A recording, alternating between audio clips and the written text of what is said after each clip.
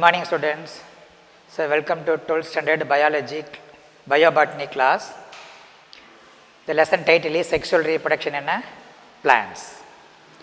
So, yesterday we learned sexual reproduction in plants. What is a flower? What are the parts of the flower? What is an androecium? And how these microspores are also formed. So, today we will see the mature anther based on its function. So, yesterday we said that TS of mature anther, we see that epidermis, endodermis, middle layer, tapetum. So, now today we will see the what is types of tapetum. So, based on its function, tapetum is of two types, secretory and invasive. The secretory, another name is called parietal or glandular. The invasive, periplasmodial or amoebodal tapetum. So, tapetum is of two types, secretory and invasive type. So, what is a secretory? It retains the original position. So, that is there is no. So, look here, this is the inner layer, this blue color inner layer is called a tapetum layer. There is no change in the cellular, and it also nourishes the developing microspores. So, this tapetum helps to food to the microspore. So, this is a secretory tapetum. Then second is called an invasive tapetum. The cells lose their inner tangential and radial wall. Because of this, inner and tangential wall is also destroyed, and they are also retain their protoplast combined to form. So, the protoplast of all tapetal cells coalesces to producing a periplasmodium. Coalesces means combined to producing a substance that is called as a periplasmodium. So, this invasive tapetum means the cells lost their inner tangential and radial wall of the protoplast of the tapetal cells combined to produce to form a periplasmodium. So, these two plasmodium also helps to developing the microspores. So, what are the functions of a tapetum? So, already told that it supplies nutrition to the developing microspores. So, the tapetum helps to develop nutrition for developing the microspores. So, it containing the substance called sporopollenin. It contributes the sporopollenin that is produced from Uppis bodies, that is produced in the tapetal cells. This also mainly involved in the pollen wall formation. So, pollen wall is called exine and intine. And what is a pollen kit? So, pollen kit is a substance. A sticky nature of a substance on the pollen surface. It helps to attract insect. This is a pollen material. So, the surface of the pollen grain is also a sticky covering substance produced in the pollen. So, this also produced from the tapetal cell. This also helps to transfer the pollen grains from one flower to the another flower. Next one is the exine protein. The outer layer of the exine containing the protein substances responsible for the rejection reaction. For example, the hibiscus flower is also matured anther released that pollen grains reach to the another hibiscus flower. So, this immediately accepting the pollen grain. But suppose the same pollen grains falls on the neighboring plant or other plant, it cannot accept it on the stigmatic lobe. This is called a rejection reaction of the stigma, and present in the in between the exine cavities. So, these proteins are also derived from the tapetal cell. So, first one, the functions of tapetum is one is called nutrition for the developing microspore. Second one, it produces sporopollenin and pollen kit material. Pollen kit material. This also producing the exine protein from the tapetal. This also helps to the rejection reaction in a stigmatic lobe of the plant.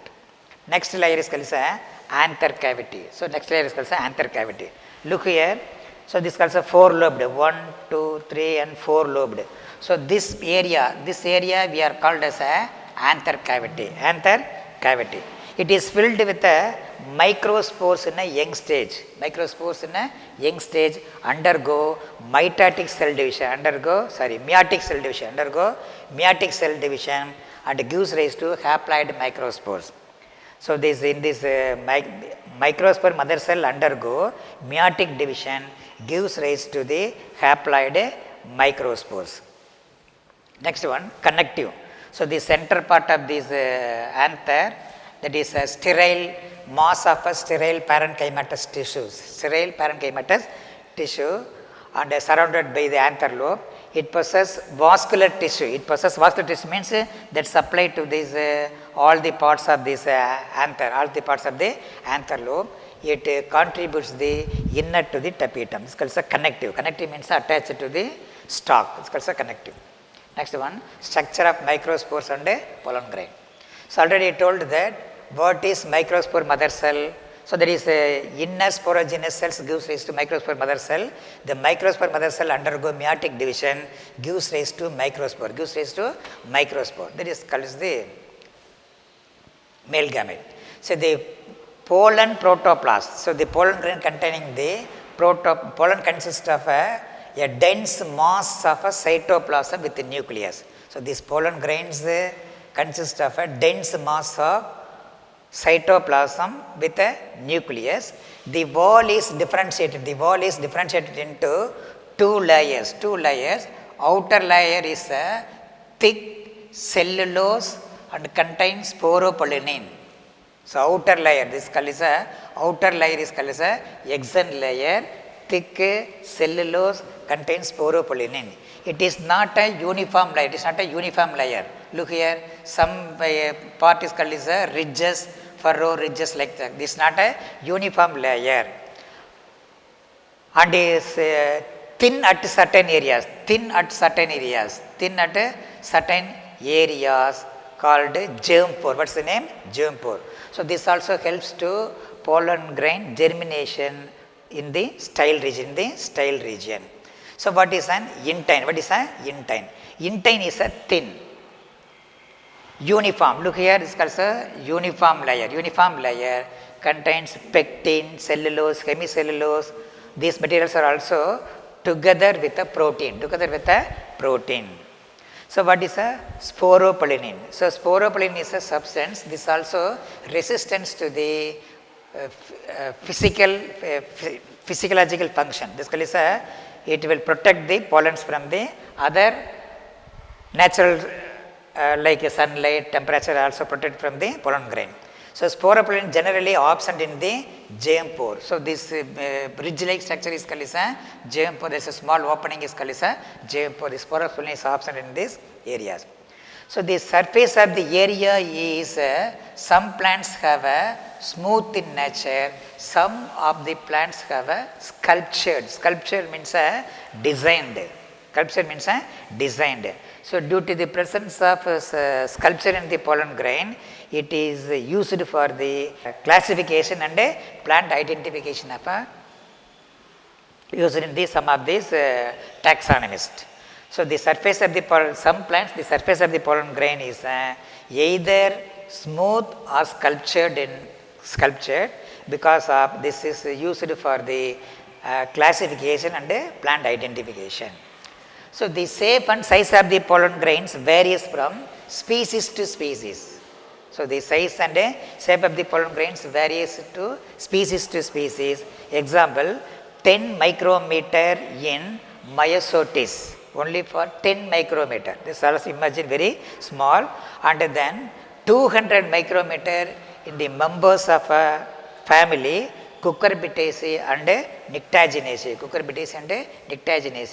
The size of the pollen grain is also called as 200 mm. So next topic is, what is palynology?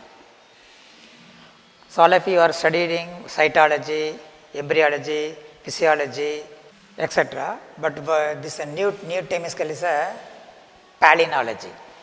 The study of pollen grain is called palynology. The study of pollen grains is called palynology.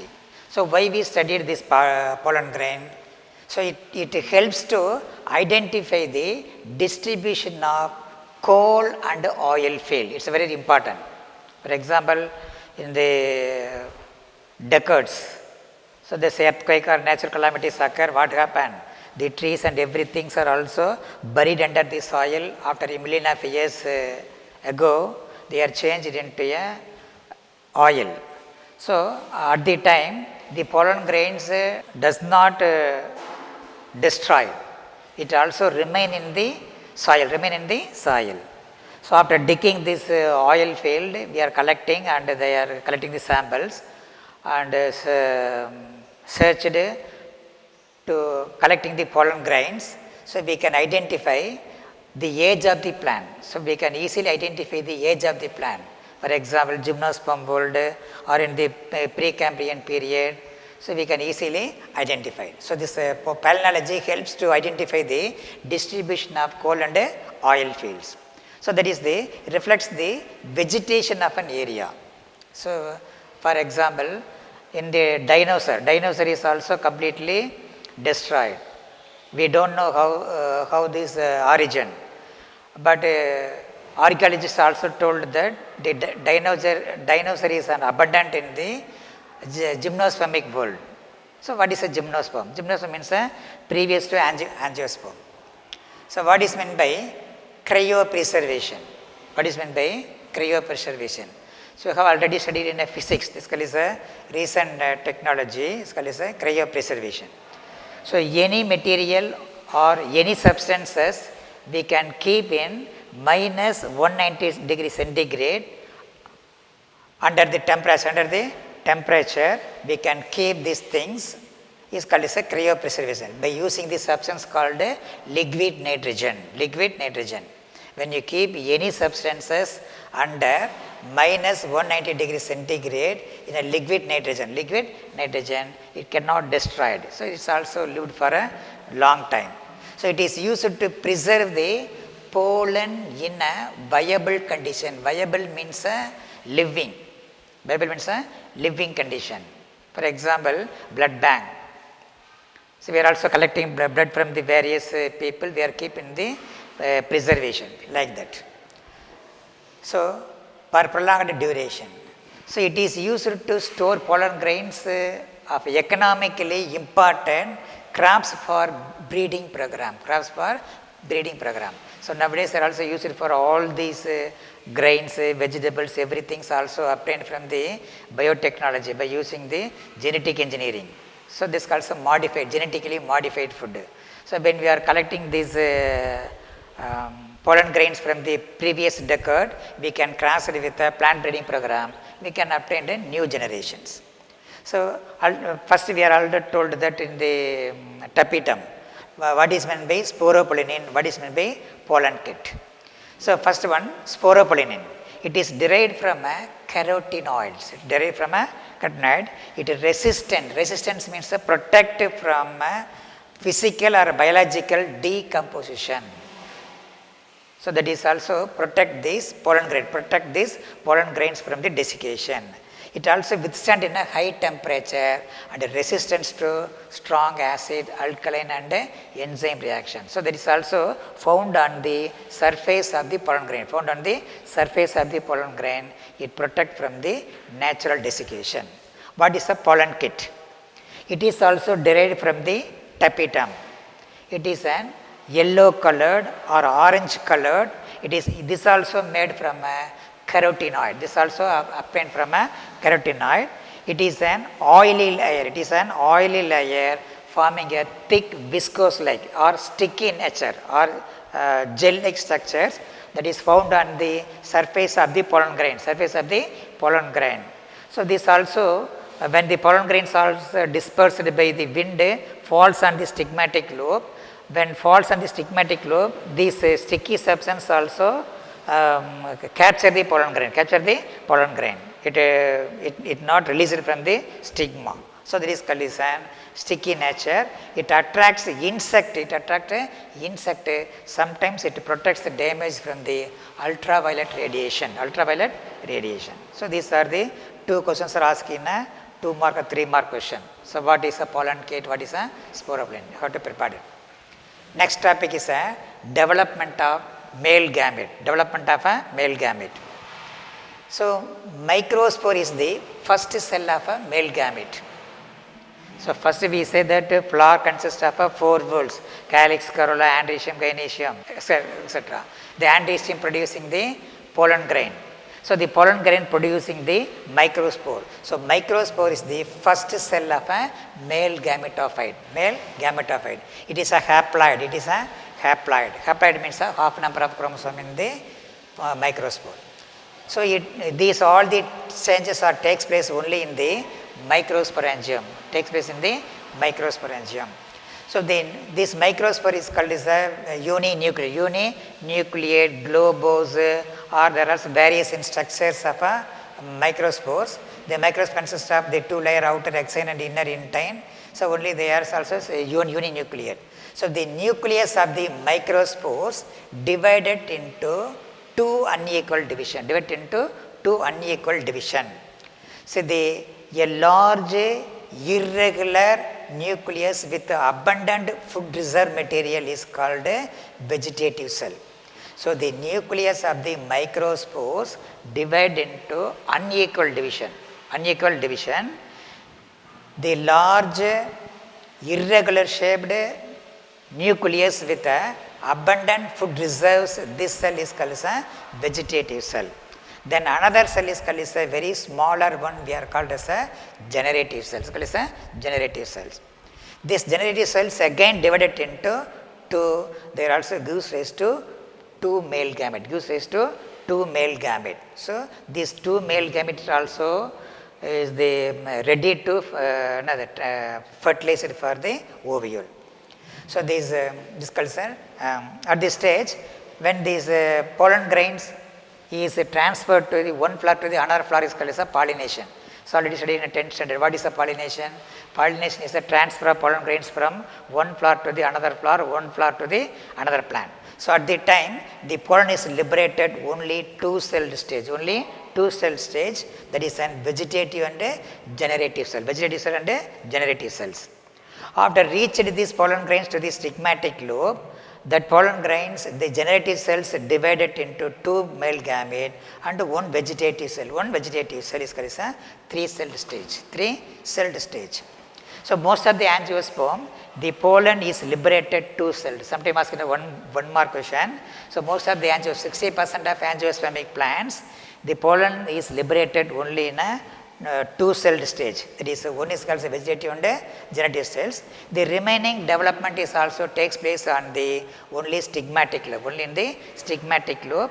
When reached to the stigma and absorbing the sugar substances and enlarges in size, the further development also takes place in the stigmatic lobe.